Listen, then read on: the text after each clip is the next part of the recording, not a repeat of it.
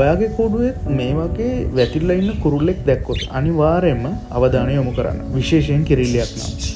ඒක අනිවාර්යෙන් එක් බයින්ඩින් එකක් වෙන්න පුළුවන්. ඉතින් ඒක නිසා මෙයා බිම හෝ කූඩුවේ බිත්තර දාන තැන මේ විදියට ළඟ ළඟ හුස්ම ගනිමින් අමාරුවෙන් සිටිනවා දැක්කොත් අනිවාර්යෙන් අවධානය යොමු කරන්න. බලන්න මෙයාගේ පිටිපස්සේ ඉදිමල් දෙන මෙයාගේ එක් බයින්ඩින් එකක් තියෙන්නේ. බලමු අපි කොහොමද මෙයාට උදව් කරන්න කියලා.